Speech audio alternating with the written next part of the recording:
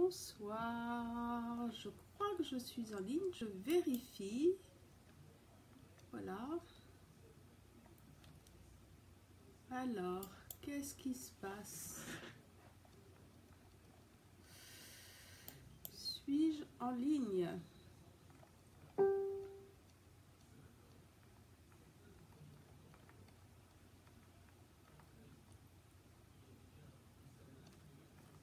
Alors, voyons un peu.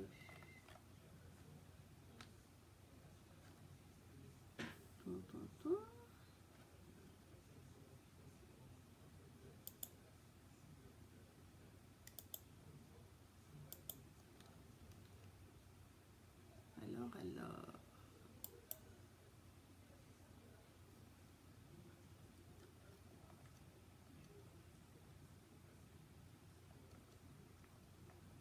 Voilà, on dirait que ça fonctionne. Alors, je vais faire quelques petits réglages, je vais faire quelques partages avant de commencer. Ça va vous laisser le temps d'arriver pour cette soirée, donc autour du thème de l'enfant non désiré. Donc, je fais quelques partages. Voilà. Et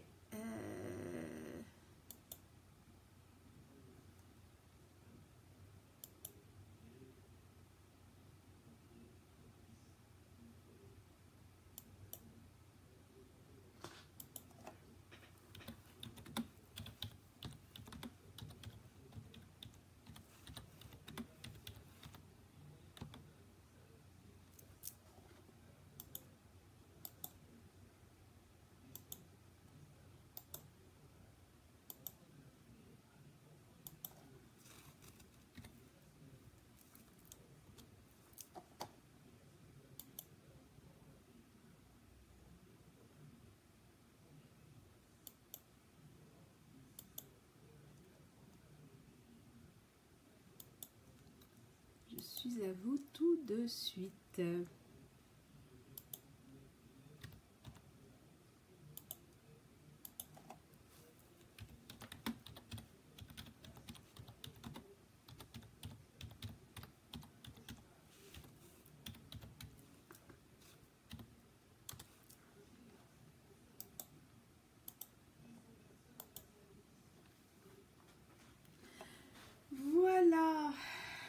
Voilà, j'ai fait mes petits partages. Donc, apparemment, voilà. Bonsoir Catherine, merci d'être au rendez-vous.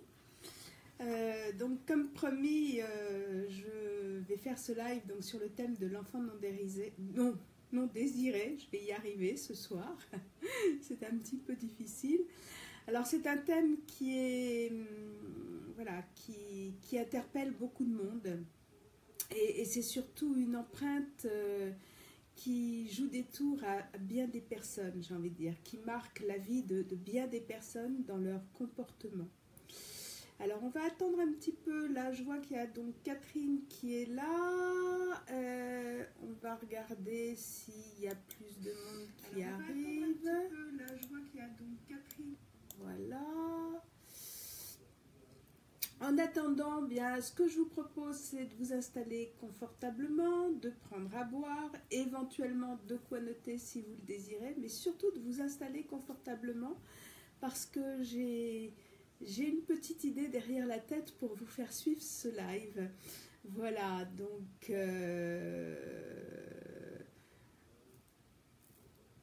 je vais me présenter. Je vais commencer à me présenter et puis les autres arriveront entre-temps, voilà, ou reverront en replay donc ce live. Je m'appelle donc Catherine Béard, pour ceux qui ne me connaissent pas, et je suis accompagnatrice psychocorporelle. Plus précisément, j'accompagne les femmes à se reconnecter à leur féminin sacré et à leur sensorialité. Et puis aussi, ça fait maintenant une vingtaine d'années que j'accompagne des personnes en sophroanalyse et entre autres à travers parfois les mémoires de la vie intra-utérine.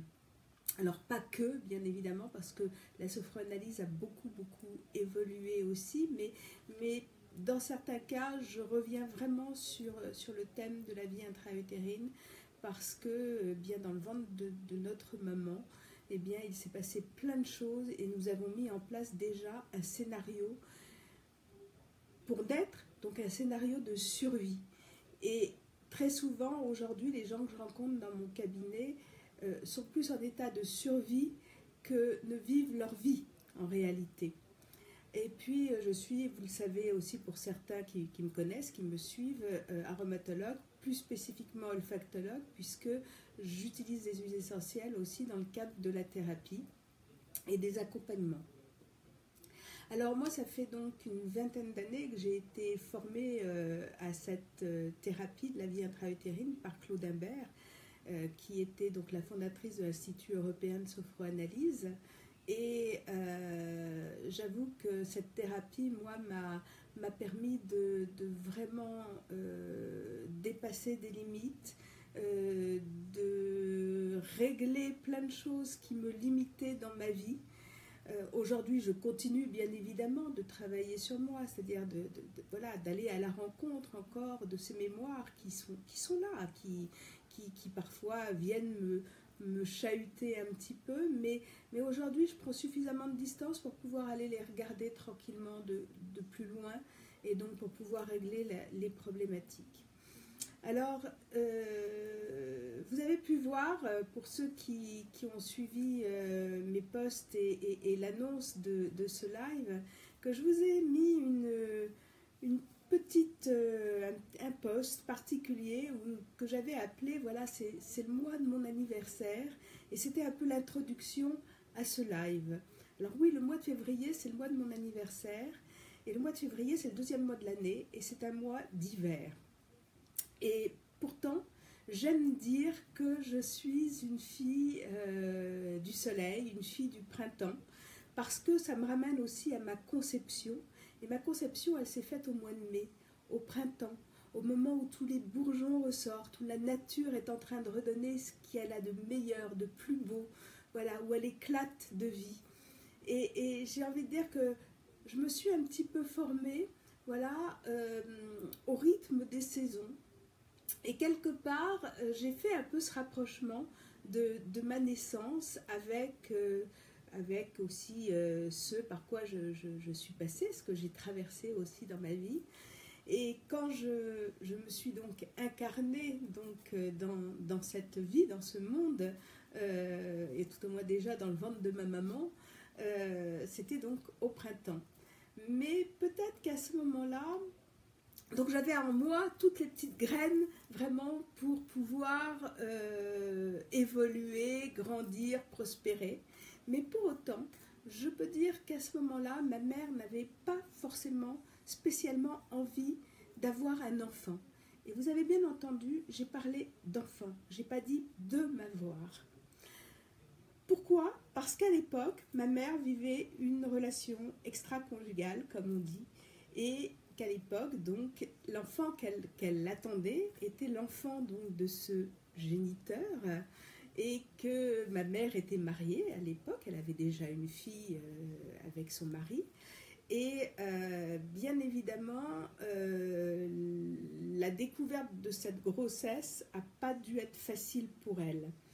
Et je pense qu'il y a eu des idées d'avortement à ce moment-là, sûrement parce que je les ai retrouvées voilà, dans certaines mémoires. Pour autant, je suis là, voilà. Et ce qui est très intéressant, vous allez voir, j'utilise beaucoup la langue des oiseaux parfois parce que je trouve ça très intéressant, la façon de dire les choses, de dire les mots aussi. Pour autant, au moment de naître, alors on peut l'écrire naître N-A-I-T-R-E ou de naître N'-E-T-R-E, d'être. Voilà. Eh bien, j'ai eu du mal à arriver puisqu'on a été obligé de venir me chercher parce que je suis née par césarienne. Donc, j'étais pas toute seule pour arriver. Il y avait ma maman, bien sûr, et ma maman n'arrivait pas à me lâcher, n'arrivait pas à accoucher normalement. Et vraiment, on a failli y passer toutes les deux, mais a priori, vous voyez, je suis là, bien là, en train de vous parler.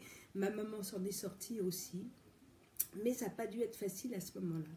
Et donc, en réfléchissant, en fait, pourquoi j'ai eu envie de faire ce thème, de vous parler de ce thème de l'enfant non désiré, c'est parce que je fais partie d'un groupe sur lequel nous travaillons sur un challenge financier. Et le principe de l'enfant non désiré venait jouer aussi le principe de parfois ne pas accueillir l'argent, ne pas accueillir la réussite, etc. etc.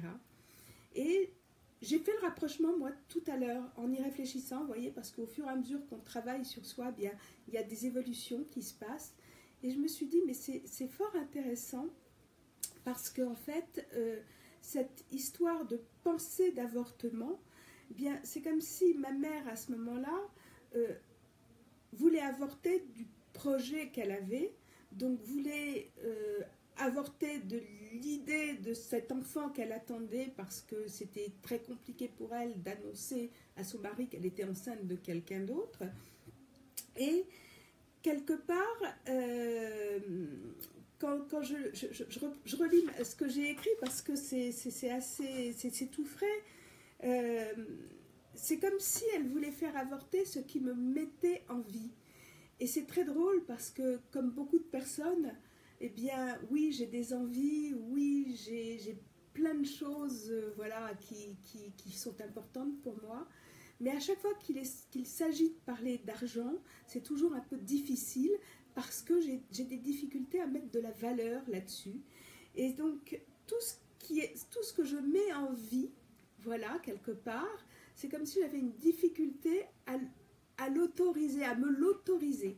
Mais ce soir, je ne vais pas vous parler du point de vue financier, hein, on va vraiment parler, je dirais, de ce qui se passe pour un bébé quand il est dans le ventre de sa maman, de toutes ces mémoires qui aujourd'hui continuent de nous bloquer en tant que croyance, en tant que difficulté que nous pouvons avoir d'avoir été non désirés, ou comme on dit parfois, on a été un accident.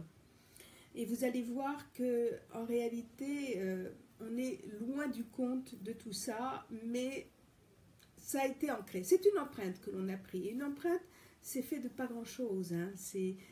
En fait, dans une empreinte, il n'y a rien dedans, réellement. Mais il y a l'empreinte, il y a la main, par exemple, qui a fait l'empreinte sur le sable, mais entre les deux, il n'y a rien. Voilà.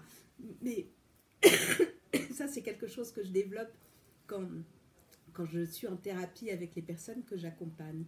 C'est vraiment pour dire que cette empreinte, on peut s'en défaire. Ce n'est pas parce qu'on a vécu voilà, un certain nombre d'années, pour certains avec elle, qu'on peut prendre de la distance et tout au moins voilà, pouvoir traverser ce qui s'est passé et le regarder différemment, porter un autre regard sur ce qui s'est passé à ce moment-là.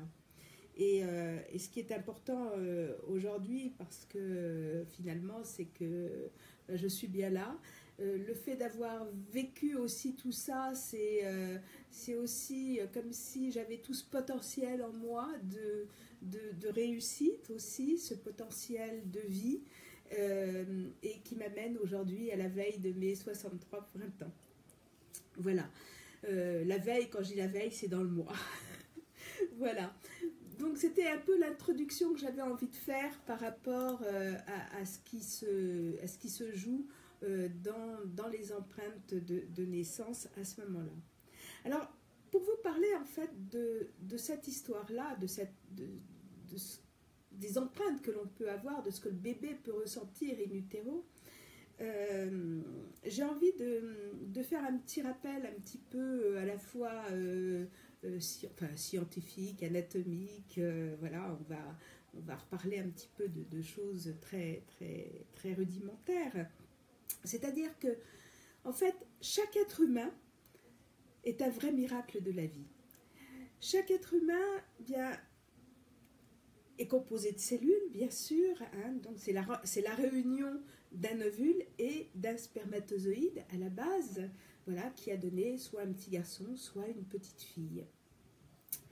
Et les cellules de la reproduction humaine, on va dire, se sont développées des années bien avant leur utilisation fonctionnelle, potentielle, à l'adolescence, puisque c'est dès la 8e semaine, en fait, de la vie, hein, et à la fin de la période embryonnaire, que les organes sexuels se développent chez le petit bébé, enfin chez le petit embryon, même s'ils sont encore en période embryonnaire, bien sûr. Hein. Donc ces organes sexuels se développent, ils ne sont pas encore différenciés, et ils amènent, je dirais, chez la petite fille, l'ovaire féminin déjà à produire très très tôt des millions d'ovules en fait, qui sont complètement immatures à ce moment-là. Et en fait, pour arriver donc, je crois qu'il y a une capacité de 1 million en fait d'ovules qui arrivent à ce moment-là, qui naissent, et il ne restera seulement que 400 000 ovules, enfin ovocytes on va dire, à la puberté. Voilà. Donc vous faites le calcul, hein, donc, puisque après il n'y en a qu'un seul qui va arriver à maturité, à maturation par cycle. À chaque fois qu'on va avoir ces règles, voilà, donc il y aura un ovule qui va arriver, qui va avoir la chance d'être fécondé ou pas. Et à ce moment-là, au niveau de cet ovule, il va avoir une durée de vie très courte, qui est de 24 heures, et même s'il a été fécondé, voilà, s'il n'est pas fécondé, mais s'il a été fécondé, eh bien, il y a encore un risque qu'il ne se développe pas. Et c'est la même chose chez le petit garçon, en fait, parce que les testicules du fœtus mâle eh bien, sont aussi très tôt actifs dans leur production spermatozoïdienne. Donc ça, c'est important qu'on se le rappelle, qu'on le mette en place dans notre façon de voir les choses. Alors, avant de continuer, voilà, si j'aimerais donc savoir bien qui est là, ce qui vous a poussé en fait à venir écouter ce live. Si de près ou de loin, eh bien, cette empreinte vous touche, ou si vous connaissez des personnes, voilà, que ça peut intéresser aussi, bien, n'hésitez pas à partager le live avec eux, bien évidemment, parce que ça peut leur donner des informations. Alors, ce soir, je ne vais pas faire de la thérapie, je vais vous donner des clés, et bien sûr, après, voilà, si vous le désirez, on pourra aller plus loin, mais déjà, c'est de vous raconter un petit peu ce qui se passe.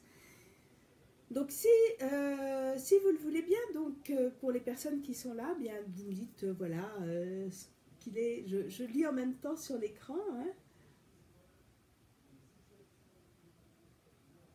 Ok, Catherine. Donc, Catherine est donc aussi Catherine Koenig est aussi thérapeute, hein, et elle est directement concernée. Donc, voilà. Annie, bonsoir Annie, tu es là, donc toi je ne sais pas encore, voilà. Bon, je continue, d'accord, je continue. Ce que je vais vous proposer ce soir, c'est de vous installer confortablement. De vous installer confortablement et de faire quelques respirations et vraiment de vous laisser aller dans un état de relaxation de façon à pouvoir entendre des informations. Comme si, à un moment donné, vous redeveniez ce petit bébé à l'intérieur du ventre de votre maman. Voilà. Imaginez que tout ce que je vais vous dire, imaginez que, à ce moment-là, vous ayez pu avoir quelqu'un à côté de vous qui puisse vous expliquer ce qui se passe.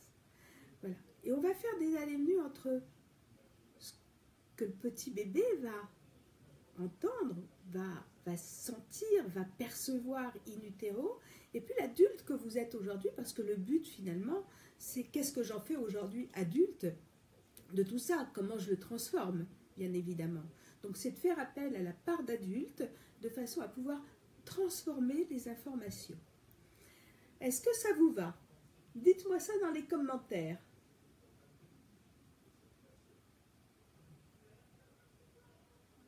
Alors Annie me dit, je pense ne pas avoir été désirée par ma mère.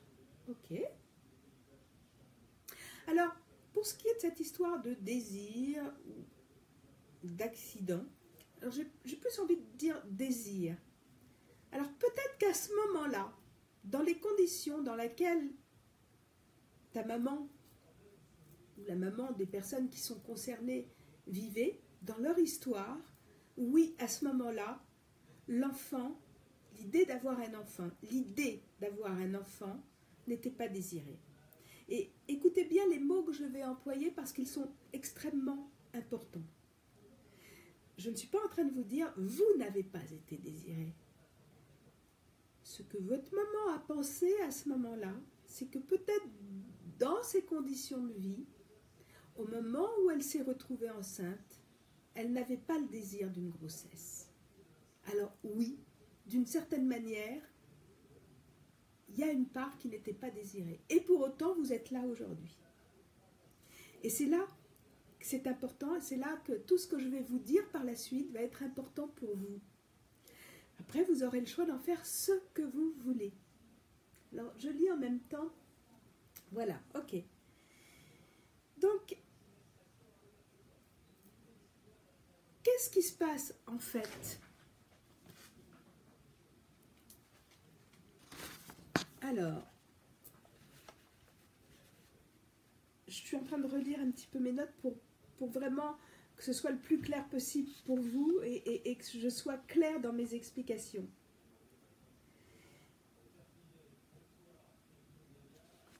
Le moment où la grossesse est diagnostiquée, c'est environ à peu près à 3 semaines d'aménorrhée. Et là, l'embryon est déjà ancré, enfin est déjà dans sa nidation. Hein, il est déjà bien ancré dans la nidation et dans la paroi utérine. L'embryon, lui, va vivre d'une certaine manière. L'embryon, lui, il vit dans un subtil univers, on va dire, qui est fait de vibrations, d'accord, qui le rend un être psycho-émotionnel, mais sans pensée logique.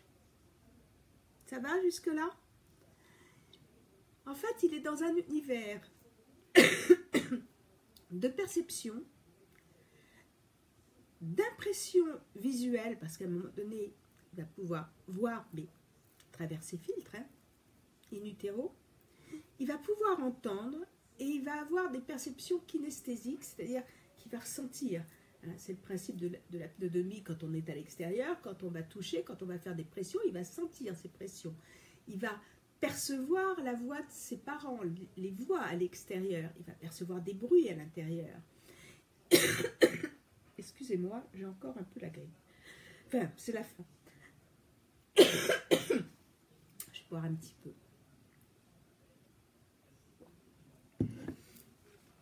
Et donc, quand il est dans ce monde maternel, lui, ce petit bébé, du fait qu'il a toutes ces perceptions, il y a une partie de lui, dans son mode, bien sûr, qui n'est pas éclairé, hein, lui, il a l'impression qu'à l'extérieur, on le voit, on sait qui il est. Donc, pour peu qu'il ait entendu ou il ait ressenti les émotions de la maman qui, à ce moment-là, est peut-être dans un désarroi, et peut-être dans un non-désir, et dans un questionnement, à l'intérieur, lui, c'est comme s'il était pris dans un mouvement de panique, et c'est comme s'il ne pouvait pas s'exprimer, c'est comme s'il n'était pas entendu, en fait.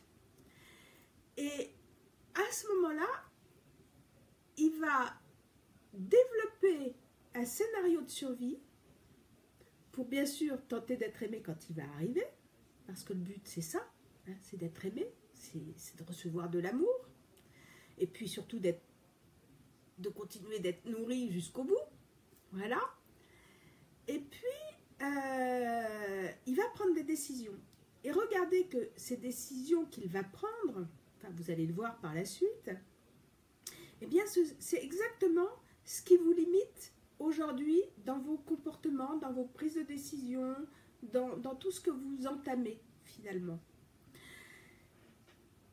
Ce petit embryon, qu'est-ce qui se passe quand il est à l'intérieur du ventre? Il fait éponge en fait, hein, il capte tout. Il fait éponge, mais il n'a pas la capacité d'analyser ce qui se passe. Alors, j'ai envie de vous dire, vous êtes peut-être maman, ou vous avez déjà vu des femmes enceintes, et qu'est-ce qui se passe quand vous voyez ce ventre? Est-ce que vous voyez le bébé qui est à l'intérieur? Répondez-moi. répondez-moi, est-ce que vous voyez ce bébé qui est à l'intérieur du ventre? Dites-moi ça dans les commentaires. J'attends un petit peu vos réponses avant de continuer.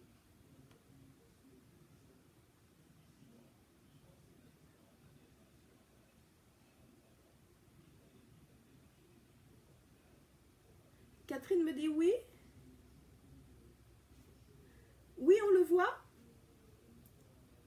Ok. Est-ce que tu as des enfants, Catherine? Est-ce que tu as été enceinte? Est-ce que tu as des enfants ou est-ce que tu as déjà réellement vu le ventre d'une femme enceinte?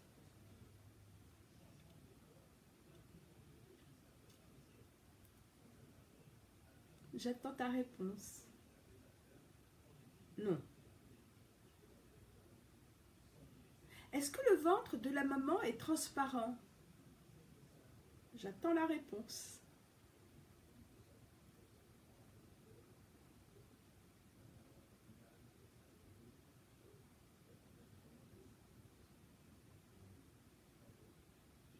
Alors, tu as déjà été enceinte, tu as déjà vu le ventre d'une femme enceinte, donc le tien entre autres, et est-ce que tu pouvais voir le bébé qui était à l'intérieur de toi?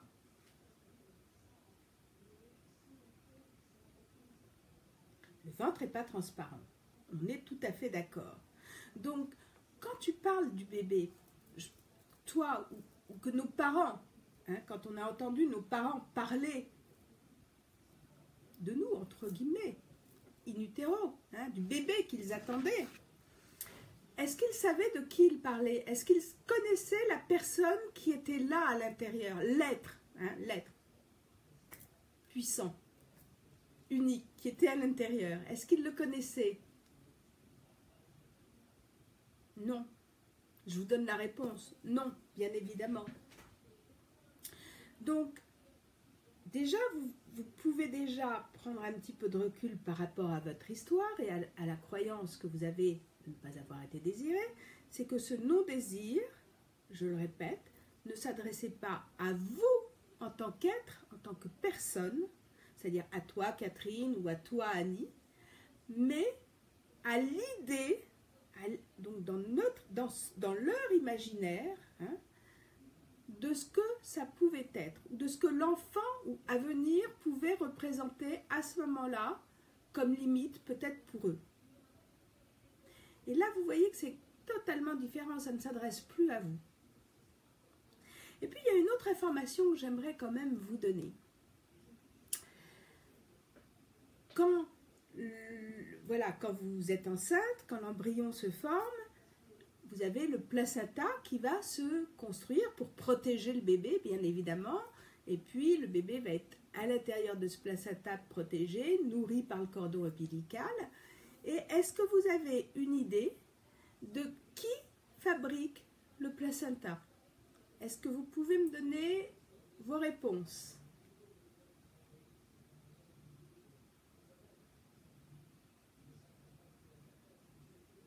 J'attends de voir vos réponses.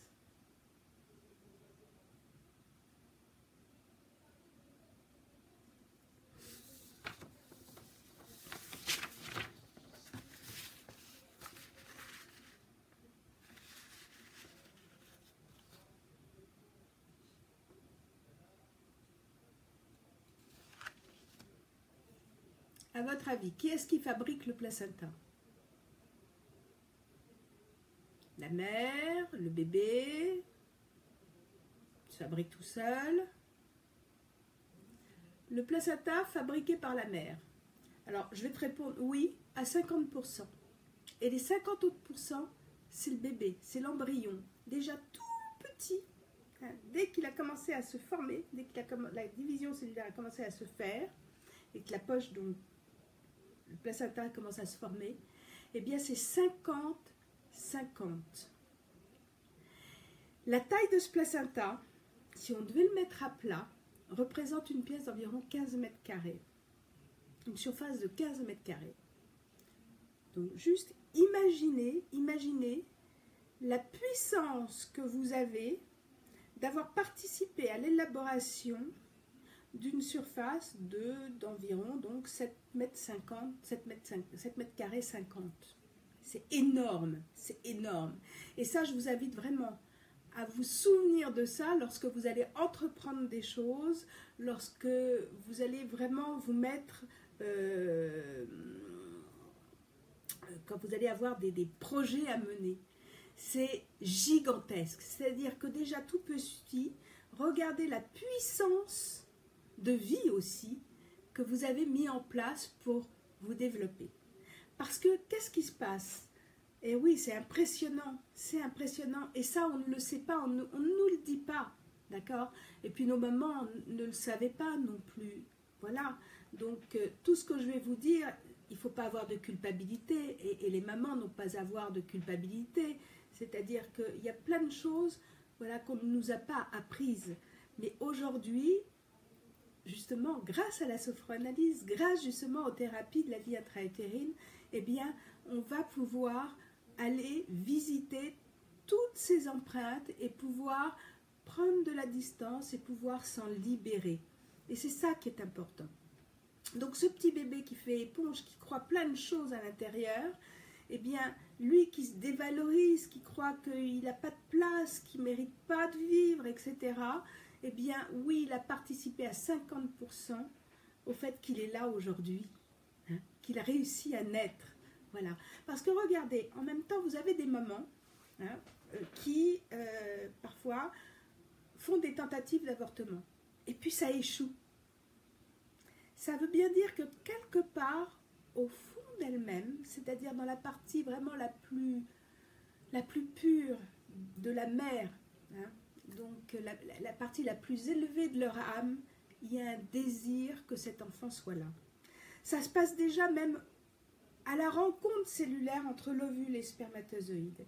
Ce qu'on ne sait pas non plus, enfin je ne sais pas si vous le savez, moi je ne le savais pas avant de l'apprendre, c'est que c'est l'ovule qui va décider si oui ou non il va accepter que le spermatozoïde le pénètre en fait et vienne le féconder. S'il ne veut pas, il reste fermé. Et ça c'est important, il y a un pouvoir de décision quelque part. Et donc à partir de ce moment-là, il y a un désir totalement inconscient qui se produit à ce moment-là, mais qui est plus fort que tout et qui fait que oui, dans ma conscience supérieure,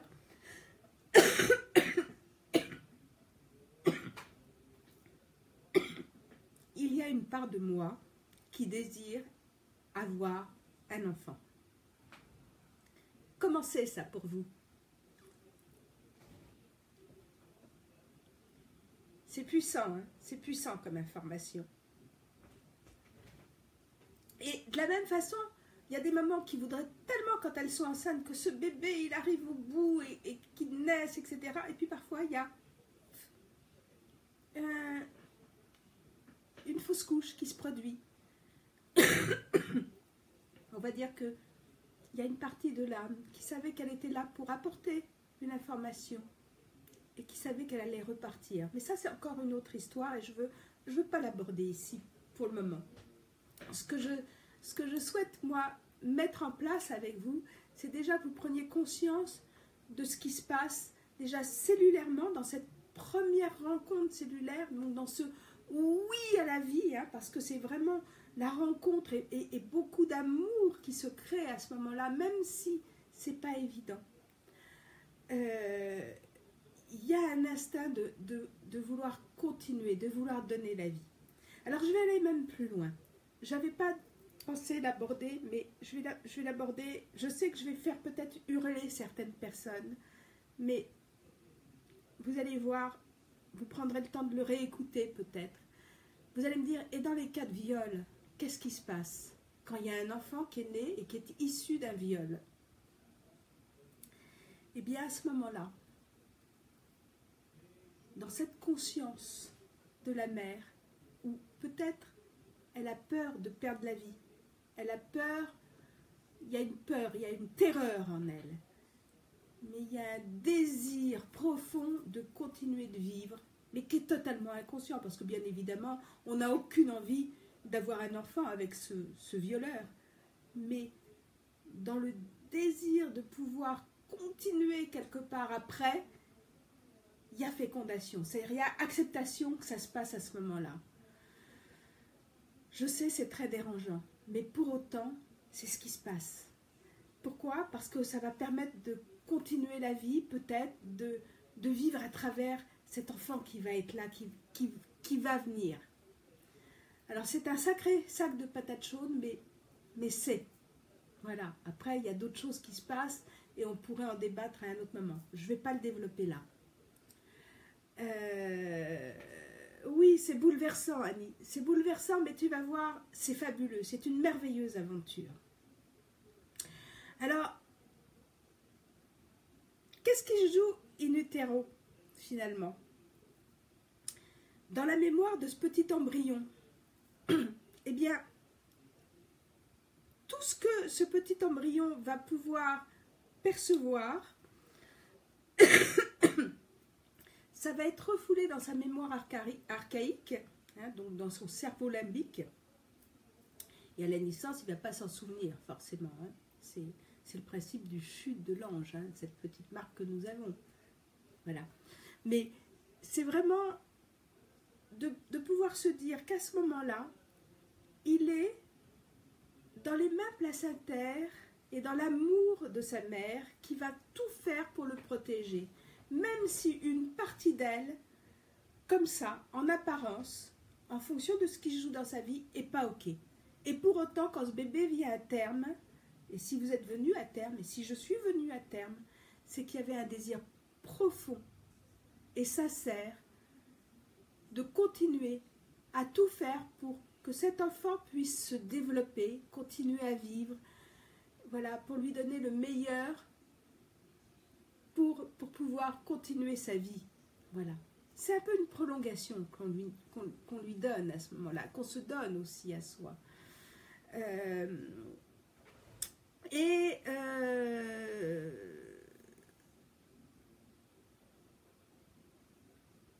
Du coup, ces scénarios de vie, vous allez voir, c'est vraiment très important aujourd'hui dans ce qui se passe dans votre évolution et dans vos limites, tout au moins de ce qui vous limite aujourd'hui dans vos comportements, vos différents comportements.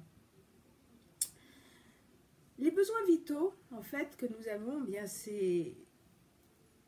ils concernent bien sûr tout ce qui va être au niveau de l'intention, du désir, du lien, de l'amour, bien évidemment.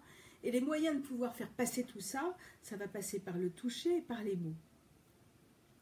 Donc pour pouvoir justement communiquer et pour pouvoir donner des explications, informer et accompagner. Ça va être le travail que l'on va faire à travers un accompagnement, justement dans ce cadre d'un enfant, d'une personne qui dit avoir été un enfant non désiré ou l'accident. Donc vous voyez bien que quand on parle de l'accident, moi on disait de moi que j'étais un accident. Mais vous voyez bien que l'accident, il ne peut pas exister avec ce que je vous ai dit avant. C'est pas possible. C'est pas possible. Retirez-vous de ça de la tête, c'est pas possible. Alors, ce qui est intéressant, c'est que cet accident, il s'est transformé en inattendu. Et regardez, enfin moi, je peux parler pour moi, il dit, je suis l'inattendu. Hein, ça, c'est une certitude. Et j'excelle dans l'inattendu. C'est là que je suis le meilleur et que je donne le meilleur de moi-même. Alors, je ne sais pas si ça va résonner chez vous. Mais écoutez ce que ça... Voilà. Comment ça vibre chez vous, ça. L'inattendu.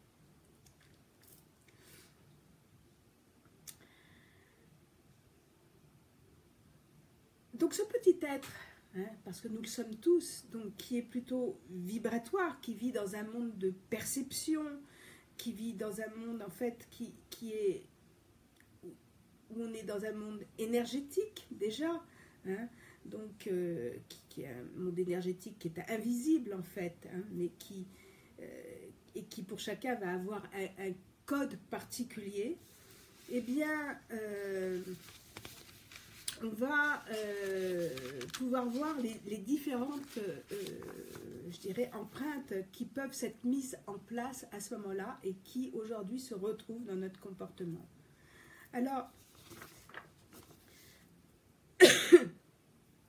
pour être aimé, parce que finalement, au final, ce petit embryon qui va prendre certaines décisions pour être aimé, pour être accueilli à la naissance, hein, pour ne pas être rejeté, eh bien, il va décider déjà tout petit d'agir en fonction de ce qu'il perçoit de l'extérieur, des interprétations qu'il peut avoir vibratoires de l'extérieur. Et pour peu que ce petit enfant qui en fait a un choix binaire, hein, qui va ou se soumettre ou se rebeller quelque part, eh bien, il va prendre donc des décisions prénatales, prémâles en fait, par rapport à l'amour, au désir, à la joie, à la sécurité, à la confiance, à sa santé, à la réussite, à la prospérité, à la joie. Et dans un autre côté, il va peut-être basculer pour éviter de souffrir, mais au final, il va être limité. Plutôt, il va basculer ou dans la solitude, ou dans l'absence de désir, ou dans la dépression, dans la non-joie, dans les peurs, dans la méfiance, dans le manque de sécurité, dans la maladie, dans l'échec, dans les manques, etc. Et ce début-là, il est super important. C'est pour ça que moi, je dis toujours aux mamans que j'accompagne, aujourd'hui, c'est vachement important que vous puissiez être à l'écoute, d'abord d'accueillir vos émotions et de pouvoir faire la différence entre ce que vous ressentez, le bébé que vous attendez, et de pouvoir parler à ce bébé de ce qui se passe à l'intérieur de vous. De bien lui donner ces messages déjà de l'extérieur et par le mental. Moi, je fais mettre en place un lien de cœur à cœur, un lien d'or, un fil d'or, du cœur de la maman vers le bébé, de communication pour aller communiquer avec lui. Et voilà, et lui faire part de ce qui se passe dans ma vie. Peut-être je suis en train de traverser quelque chose de difficile qui me met difficilement en lien ou qui me fait perdre le lien avec toi pendant un certain temps. Ne crois pas que je t'abandonne, je suis là, mais là j'ai besoin de vivre quelque chose et j'ai vraiment besoin de prendre du temps aussi pour moi. Ça peut être une façon de l'expliquer au bébé. Les bébés qui souffrent aujourd'hui n'ont pas eu ces explications-là. C'est pour ça que je dis que c'est important de pouvoir communiquer avec son bébé. Alors, qu'est-ce qui se passe? On peut avoir des sentiments de dévalorisation. Sentiment de dévalorisation qui va peut-être nous mettre parfois dans des sentiments aussi d'impuissance. D'impuissance par rapport au fait que ce petit bébé qui est in utero, comme je vous le disais, à l'intérieur, lui, il ne sait pas qu'on ne le voit pas de l'extérieur, hein, puisque lui, il a toutes ces perceptions vibratoires autour de lui. Donc, il a l'impression qu'il voit, qu'il entend, hein, qu'il ressent. Donc lui, il pense qu'on le voit de l'extérieur, mais vous voyez bien qu'on ne le voit pas. Donc lui, il se dit, mais on ne m'entend pas, on ne me voit pas, on ne me comprend pas, mais à quoi ça sert? Ça ne sert à rien que je m'exprime. Donc, je me replie sur moi et je vais faire le moins de bruit possible pour éviter de souffrir. Et regardez dans votre vie comment ce genre de comportement peut avoir des répercussions quand vous vous sentez justement dans la dévalorisation, dans la croyance que l'autre devrait voir ce que vous ressentez, devrait comprendre tout de suite, comme ça, sans rien dire, ce qui se passe en vous. Ça ne se passe pas comme ça. Si vous ne communiquez pas, si vous n'employez pas des mots, si vous ne dites pas ce qui se passe, l'autre ne peut pas vous entendre. In utero, le bébé ne peut pas vous parler. De la même manière que il y a des croyances parfois qui peuvent être de non-amour. Justement, se sentir pas aimé, se sentir pas désiré. Et là encore, on va se faire le plus petit possible. On va pas faire de bruit. Et on va décider à un moment donné d'être plutôt seul, hein, de faire les choses par soi-même, de ne pas aller demander de l'aide à l'extérieur. Et regardez la répercussion que ça peut aussi avoir sur vous aujourd'hui, dans vos comportements. Tout à l'heure, je vous ai dit, par rapport au manque de lien parental, la mère vit une situation, un deuil, une séparation à ce moment-là, et pendant un certain temps, elle a moins conscience de sa grossesse. Mais le bébé, lui, perçoit tout ça à l'intérieur, et qu'est-ce qui se passe? Il se sent rejeté, il se sent mis à l'écart, il se sent plus aimé. Donc, communiquez avec votre bébé. Hein. Donc si vous avez des enfants, si vous avez des filles, apprenez-leur à communiquer, c'est important. La culpabilité aussi, le bébé peut ressentir de la culpabilité, peut-être qu'à ce moment-là, il se passe des choses dans la vie du style, il entend, oh là là, s'il n'était pas là, j'aurais pu continuer mes études, ou on peut vous l'avoir dit, même après la naissance, hein, vous avez pu peut-être entendre vos parents vous dire, ah, mais si tu n'étais pas arrivé, j'aurais pu continuer mes études et avoir une autre situation aujourd'hui. C'est dur à avaler ça. Et pour autant, il y a bien une partie d'eux qui, à ce moment-là, c'était important pour eux peut-être de quitter sans le savoir et sans en avoir pleinement conscience parce qu'ils ont oublié tout ça eux aussi.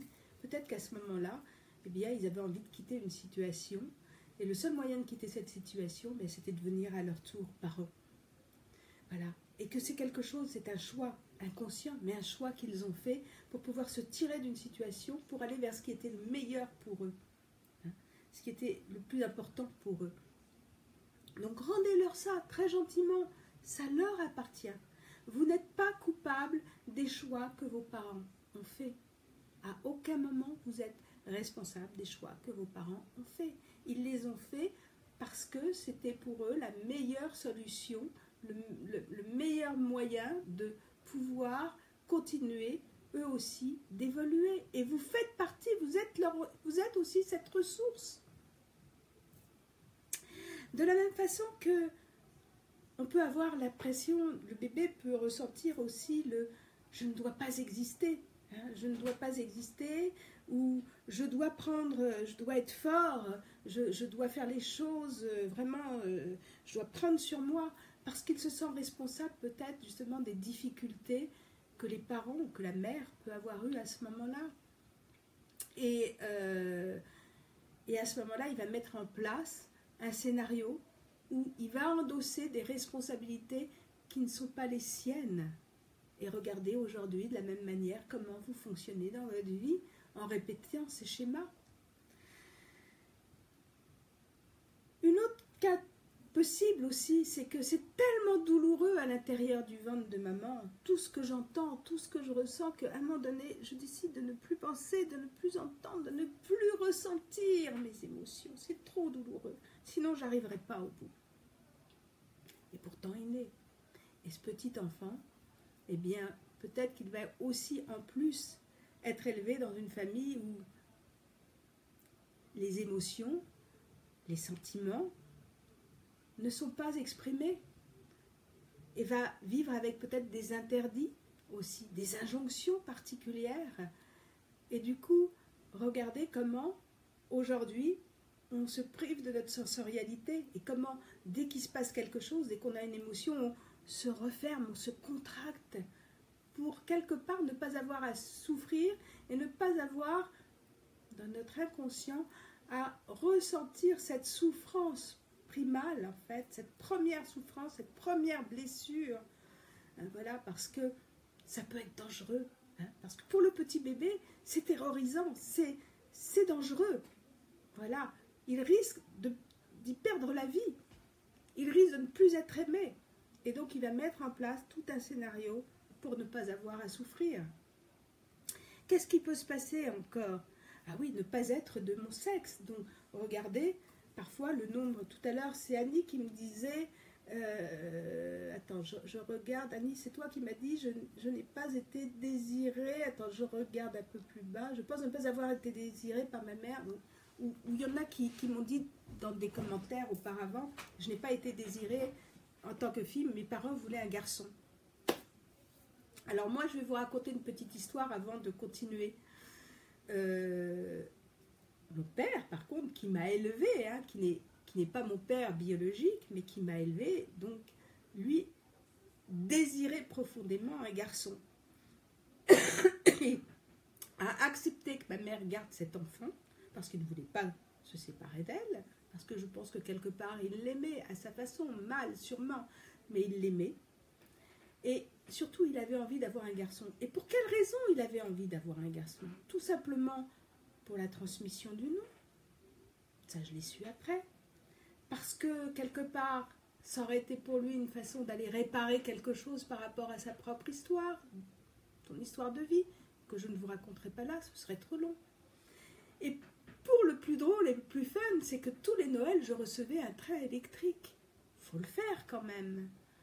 Alors, inutile de vous dire que je faisais un peu la tronche. Hein. Mais ce train électrique, en fait, il se le ferait à lui. C'était le petit garçon qui s'offrait le train électrique. Vous voyez?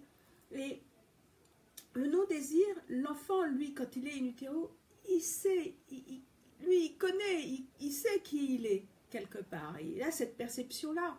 Donc, si pour peu qu'il entend « Ah, mince, je suis une fille, on désire un garçon », ah zut, ça va être compliqué pour moi, comment je vais bien pouvoir faire? Donc déjà, je ne vais pas faire trop de bruit, je vais essayer d'être soumis, je vais essayer d'être vraiment à l'image de ce que j'imagine qu'on attend de moi. Et après, ça donne quoi parfois, pour certains? Des filles qui sont des garçons manqués, ou qui vont mener, par exemple, une vie comme un mec, hein, ou vice-versa, ainsi, voilà. Donc tout ça, ça joue, ça joue. Et en fait, c'est juste pour ne pas avoir à souffrir. C'est juste pour répondre à une attente que l'on pense que l'autre a de nous. Ou a eu de nous. Et vraiment, tout ça, c'est très tordu. Mais pour autant, si on nous avait expliqué à ce moment-là que la projection que nos parents avaient à ce moment-là, ça leur appartenait, ça faisait partie de leur histoire. Et ça ne s'adressait pas à nous en tant que personne, c'est-à-dire à moi, Catherine, à toi, Annie, ou à Estelle. Eh bien, ça change tout. Ça change tout. Alors, qu'est-ce qu'il y a encore comme empreinte que l'on peut avoir? Donc, ah oui, ne pas grandir, ou le contraire, grandir très vite. Hein, parce que devenir adulte, ça peut être dangereux. Hein, ça peut... Donc, vous avez des adultes qui sont des grands enfants. À 30 ans, c'est encore 30, 40, 50, c'est encore des grands enfants. Il y a une partie d'eux qui ne veut pas grandir, qui ne veut pas s'assumer en tant que tel. Parce qu'il y a la peur derrière. Ou au contraire, vous avez des enfants qui veulent grandir très très vite pour justement dépasser cette peur de rester bloqué, hein, dans un système qui ne nous convient pas. Il y a aussi le fait de ne pas réussir, hein, de ne pas réussir, de ne pas être, d'avoir des échecs répétitifs. La croyance de, parfois c'est les injonctions qu'on a reçues, verbales, non verbales, où il ne faut pas que je dépasse mes parents, il ne faut pas que je sois meilleur qu'eux. Ça peut être dangereux. Je risque de ne plus être appréciée comme je peux l'être. Qu'est-ce qu'il y a encore? Il y a ne pas être en bonne santé. Alors là, je vais faire une petite parenthèse. Quand j'ai partagé le lien pour assister à ce live, je l'ai partagé sur un groupe de cancer du sein. Et j'ai eu une personne qui m'a écrit en me disant « Mais je ne vois pas le rapport avec le cancer du sein. » Et vous savez qu'aujourd'hui, bon, moi je suis passée de ce côté-là, donc ça m'a permis d'aller réfléchir encore plus. Mais je lui ai répondu, mais ça a un lien. Ça a un lien pourquoi? Parce que, et aujourd'hui, les oncologues sont OK pour parler de ça. C'est-à-dire qu'on est OK pour savoir que la partie psychologique est extrêmement importante, que notre histoire aussi est importante, aussi bien sûr en plus du terrain que nous avons, et puis des phénomènes aussi, je dirais, comment on appelle, génétique. Voilà, donc tout ça, tout ça, ça joue ensemble. Mais un enfant, je vous donne un exemple, un enfant qui a l'impression qu'on ne lui apporte pas assez d'attention. Ça, c'est plutôt après. Hein. Un enfant à qui on apporte, qui donc pense qu'on ne l'aime pas assez, qu'on ne lui porte pas assez d'attention, que ses parents sont distants, etc., se rend compte que lorsqu'il est malade, à ce moment-là, les parents lâchent tout et sont présents. Hein.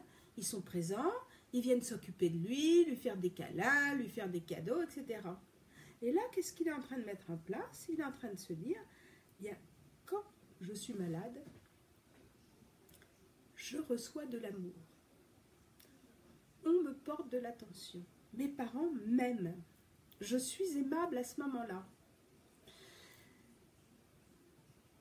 Et le problème de la maladie, c'est-à-dire que ce problème-là peut parfois engendrer aussi des croyances et peut emmener même dans des maladies beaucoup plus graves, comme le cancer aussi, ou d'autres maladies, Parkinson, Alzheimer, où on va aussi se replier dans la maladie pour attirer l'attention.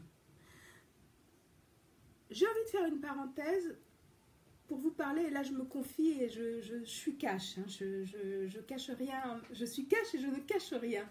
Voilà, quand je suis tombée malade, j'étais dans une période où je trouvais que autour de moi, c'était pas forcément tout l'amour que j'avais envie de recevoir. Et le fait d'être tombée malade, d'un seul coup, c'est vrai que les gens, enfin tout au moins au niveau de ma famille, se sont beaucoup plus rapprochés. Et j'ai eu ce petit moment où c'était bon de les retrouver. Et puis, grâce au travail que j'avais fait avec Claude Imbert et puis tout le travail que je continuais de faire sur moi, j'ai tout de suite lâché cette croyance-là. Parce que ce n'est pas parce que j'étais malade que je recevais plus d'amour. Et j'ai pu prendre la distance nécessaire pour sortir de cet engrenage et justement mettre en place justement tout un système de guérison aussi pour aller vers la guérison. Je crois que c'est important de vous le dire. Je ne sais pas si je l'exprime bien là, parce que c'est vrai qu'il y a encore de l'émotion, qu'il y a le temps aussi qui passe, donc qui change un petit peu la perception de ce qui s'est passé aussi. Mais pour autant, oui, j'avais envie de dire ça. Voilà, j'avais envie de dire ça. Après, la maladie, c'est vraiment de sortir de cet engrenage-là. Donc, ne pas être en bonne santé, ça peut être une façon d'attirer l'attention et c'est pas la bonne manière. C'est pas la bonne manière. Parce qu'en plus de ça, ce que j'ai oublié de vous dire, c'est que par contre, à l'opposé, j'ai eu des personnes qui se sont barrées, mais à l'autre bout du monde, pour surtout pas s'occuper de moi, non pas parce qu'ils ne m'aimaient pas, mais parce qu'ils n'étaient pas dans la capacité à ce moment-là de m'apporter de l'attention ou de m'apporter ce que moi j'attendais, parce qu'ils ne savaient pas quoi faire, ils étaient démunis, ils se sentaient complètement impuissants face à ce qui m'arrivait. Et c'est ça, voilà, c'est en ça que le fait de prendre de la distance, ça m'a permis aussi de faire le point entre ces personnes-là et les personnes qui venaient s'occuper de moi à ce moment-là. Voilà, juste pensez-y. Alors il y a aussi le fait de la croyance de ne pas s'attacher. Hein. Aujourd'hui, vous pouvez remarquer parfois que dans vos vies, bien, vous faites tout pour ne pas vous attacher, pour ne pas être proche des gens. Pourquoi? Parce que qu'est-ce qui s'est passé? Parfois, in utero, la maman a peut-être perdu un enfant avant. Et pendant cette grossesse qui se déroule, on va dire, normalement, même si elle peut être à risque, eh bien, il y a la peur que ça ne se passe pas bien. Et à ce moment-là, c'est je ne m'attache pas à cet enfant, je prends de la distance et je peux pas, je peux pas. Je fais attention parce que j'ai tellement peur de souffrir que j'évite de créer tout attachement avec l'enfant à venir. Mais c'est pas la personne, hein, c'est pas Catherine, c'est pas Estelle, c'est pas Annie, voilà, etc. C'est pas Pierre, c'est pas Jacques. On est d'accord. Mais ça, le bébé, il le sait pas. Il le sait pas. C'est pour ça que c'est aussi important de pouvoir dialoguer ou se faire suivre, hein, se faire accompagner quand il y a ce genre de problématiques qui arrivent ou de peurs qui peuvent arriver, pour pouvoir dialoguer avec son enfant et pour pouvoir en parler. Il y a aussi l'empreinte d'être parfait, hein, de faire plaisir. Eh oui, parce que ce petit bébé qui a entendu tout, qui a eu plein de perceptions in utero, ben, il veut être parfait. Il veut faire plaisir, il veut être aimé. Donc, quand il va grandir, quand il va naître, il va tout faire pour être à l'image de ce qu'on attend de lui. Vous voyez tout ce qui peut se mettre en place hein, par rapport à ces croyances d'être non désiré. De la même manière, ça peut aller jouer les choses se font pas facilement, il faut travailler dur. Hein, les choses sont pas faciles. Hein, faut toujours se débrouiller seul. Hein, faut toujours ouais, faut y aller, quoi. Hein, et puis du coup, on va pas pouvoir faire confiance. On va être obligé de tout contrôler. Hein, les contrôleurs de la vie. Regardez ce qui a pu jouer pendant votre gestation. Demandez, posez des questions à vos mamans. Si elles sont encore là, posez des questions à vos parents, à vos proches, sur comment s'est passée la grossesse de votre maman quand elle vous attendait. Vous allez avoir des réponses. Ça va vous donner des pistes. Voilà. Ou la croyance de toujours se dépêcher. Il faut aller vite, il faut aller vite. Hein? Toujours. Parce que quelque part, moi je suis un peu comme ça. Je suis dans... Il faut que je me dépêche, il faut que j'aille vite. Parce que quelque part, il y a la peur d'être bloqué. Hein? Comme je vous ai dit, je suis née par césarienne et il y a la peur de ne pas y arriver. Donc quelque part, il faut aller vite. Il faut aller venir me chercher, il faut y aller. Voilà. Est-ce que, là je vais faire une petite pause, est-ce que vous avez, je vais lire un petit peu ce que vous m'avez écrit, est-ce que vous avez des questions par rapport déjà à tout ce que je vous ai dit, puis après on va voir comment sortir bien évidemment de tout ça. Alors, oh mais j'ai confiance en vous et puis je suis quelqu'un qui me livre assez facilement, j'ai pas de problème avec ça, hein, Catherine, bon, j'estime que voilà, on est entre nous et que si vous êtes là, c'est que c'est un sujet qui vous touche. Et puis parler de moi, c'est aussi un petit peu vous parler de vous quelque part, sûrement. Voilà. C'est vous donner confiance aussi, vous, à parler de vous. Pas de questions, Catherine. Annie. Estelle. Est-ce que tu as des questions? Si tu es encore là, avec nous, a priori, on dirait que tu es encore là. De toute façon, ne vous inquiétez pas, même si vous avez des questions après le live, j'y répondrai. Vraiment, j'y répondrai, je prendrai le temps. Voilà, je le ferai demain, je ne le ferai pas ce soir, mais je le ferai demain. Donc, n'hésitez pas, peut-être que les questions vont venir après. Donc, vraiment...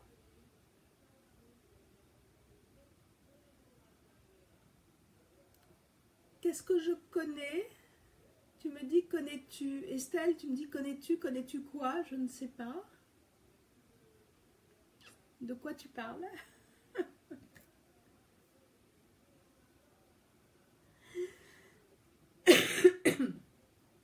Alors, qu'est-ce qui se passe pour sortir de tout ça? Parce que là, je vous ai donné en gros, je vous l'ai schématisé, bien sûr. Donc, c'est juste de comprendre que cette croyance de ne pas avoir été désirée, j'ai envie de dire, c'est quelque part une grosse connerie. C'est vraiment se donner peu de valeur, c'est se dévaloriser quelque part. Reconnectez-vous vraiment, et là je vous invite à le faire peut-être même en état de conscience. Juste en respirant, en vous reconnectant à ce petit bébé que vous étiez dans le ventre de votre maman. Et d'imaginer qu'à côté de vous, il y a quelqu'un qui vous montre toutes ces différentes facettes, qui vous montre tout ce qui a pu se passer à ce moment-là, et qui vous explique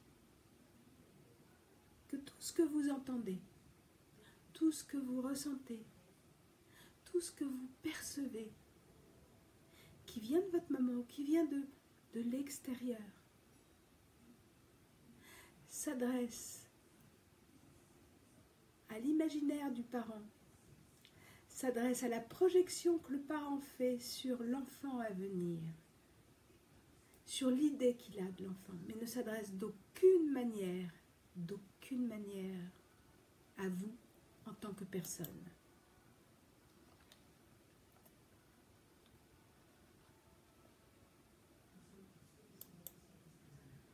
Ah, j'ai perdu. Est-ce que je suis de l'autre côté? Comment ça se passe avec vous? Voilà.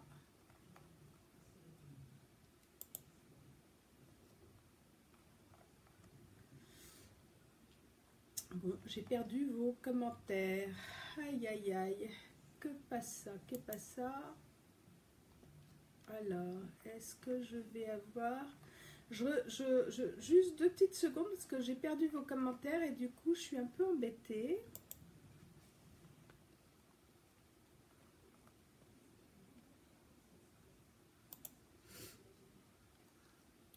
Alors, si j'ai plus vos commentaires, comment je fais?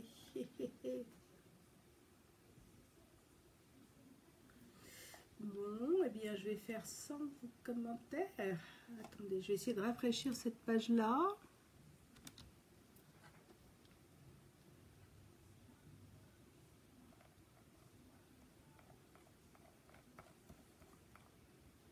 Alors, qu'est-ce pas ça?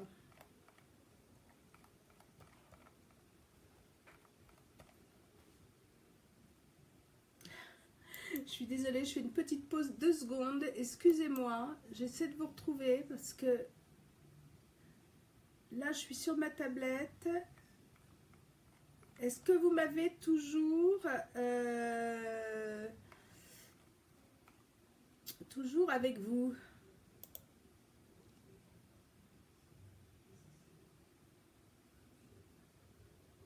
Aïe, aïe, aïe.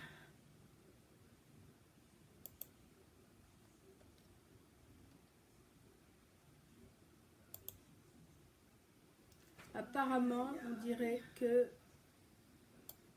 Voilà, je vous ai retrouvé, mais je ne sais pas si je vais avoir vos commentaires. Bon, c'est pas grave, on va faire sans. Je suis désolée, je répondrai à vos commentaires après en les relisant, si vous le voulez bien.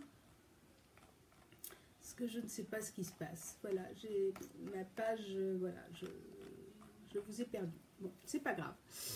Donc, comment on va sortir de ces schémas qui sont bloquants pour nous aujourd'hui? Eh bien, tout simplement, on va essayer d'améliorer sa qualité de vie. Comment, justement, en accueillant nos émotions, en apprenant à les accueillir, en se faisant accompagner et en gérant le stress. J'aime pas le mot gérer, j'ai envie de dire en accompagnant tous les différents états émotionnels par lesquels nous passons. Et puis, on va aussi, quand on tombe malade, par exemple, pour le cas des personnes qui développent des maladies suite, par exemple, voilà, à toutes ces empreintes limitantes, parce que la problématique de ces empreintes, c'est qu'elles peuvent nous emmener jusqu'à la maladie si on ne prend pas le temps avant de pouvoir, je dirais, se libérer de ces empreintes. Donc c'est important de se faire accompagner pour pouvoir retirer ces croyances-là. Donc ça va être de participer d'une façon très active à sa guérison, alors par des visualisations, par une augmentation justement des défenses immunitaires, donc visualisation au niveau des défenses immunitaires, donc activation de ce qu'on appelle les T4, et puis aussi des activations antitumorales dans le cas de cancer par exemple.